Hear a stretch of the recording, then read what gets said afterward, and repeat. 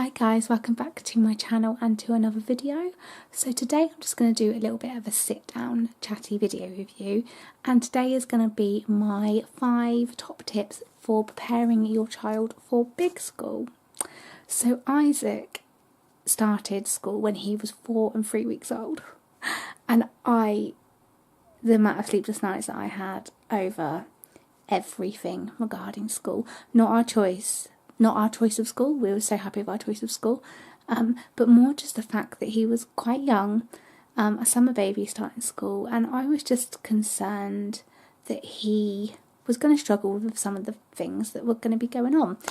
So me and Ged really tried our best to try and prepare him, and these were sort of the main things that I concentrated on with him and Ged when he was home, and they're things that his nursery sort of pointed me towards as well. So I thought I'd share them with you all, and I hope that some of you find them helpful.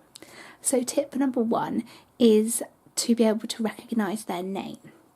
So not to be able to spell it or to be able to write it at all, but to be able to recognise their name. I was really worried, I'm such a worrier, but I was really worried that, if he needed his coat or needed to go and get his lip salve or whatever out of his coat pocket, that he wouldn't know which one was his. It's probably really silly, but his nursery teacher also suggested this one to me, so just to be able to recognise his name. And actually when we got there and we started school, he had a little character next to his name on his peg, and so he was told by his teachers to remember his character. I think Isaac's was a fox actually, but also that his name was written next to it.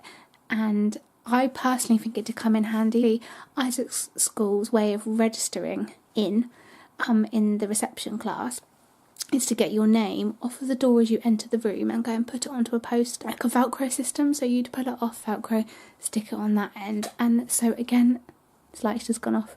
So again, it just really helped him out with that as well. Tip number 2, now Ged thought I was crazy for doing this, but is to practice the school run. We, unfortunately, at the moment can't walk to school. It is a very short drive, but it's just a little bit too far for us to walk. So I didn't want the school run to be A, stressful for me, and B, stressful for him. So a couple of times we practiced the route in the car. I found a safe and convenient place to park, and then we would get out and we would walk around to school and we'd have a look. Isaac's school is set down in some lovely ground, so you couldn't really see it, but we knew where we were going and he knew where he was going. We would go and walk past and wave to school and stuff like that, and I think it just very much put both of us at ease. I also then knew timings and stuff like that and how long I needed to allow, because at that point Seth was still in a full pram when Isaac started, so that obviously puts time on your journey. So I do think that it really did the both of us some good.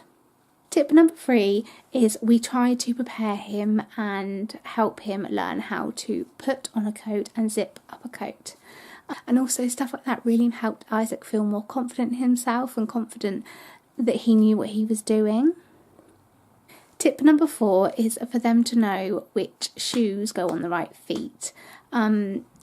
School shoes and then plimsolls, and obviously then trainers and stuff like that at home. And again, someone else pointed me in the right direction of this, but is to pick a shape. So I asked Isaac what shape he wanted, and he wanted a square. So I laid his 2 shoes out like that, next to each other. And on the left hand side I drew the left hand side of a square, and on the right hand shoe I drew the right hand side of a square with a Sharpie, and then you put the shoes together. And if they're the correct way, then you can see the shape correctly.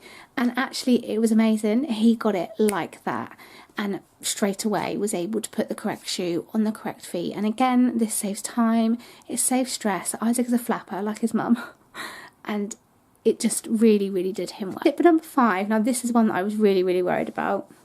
It's so funny now I look back, but a good thing for him to learn. Children in reception and Key Stage 1 get free school meals at the moment, so I was concerned that Isaac wasn't going to be able to carry his dinner tray, and whilst I know that the staff are there to help him, I was just so concerned, like if he dropped his lunch he'd be mortified and stuff like that. So we practiced carrying a tray, and then also there are some days where the choices aren't really what he's after, so he does take a packed lunch. And the other thing that we really concentrated on was being able to open packets. So being able to open up a packet of crisps if he had them, or a tub of fruit if he had them, open up a fruit, for instance, a box of raisins. That's a fairly simple one, but you know what I'm saying. And I think that that's a really good one.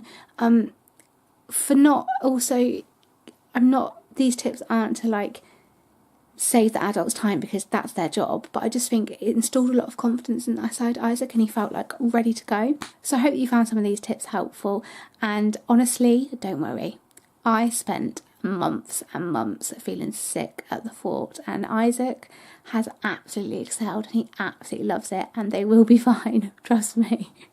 See you in my next video. Bye.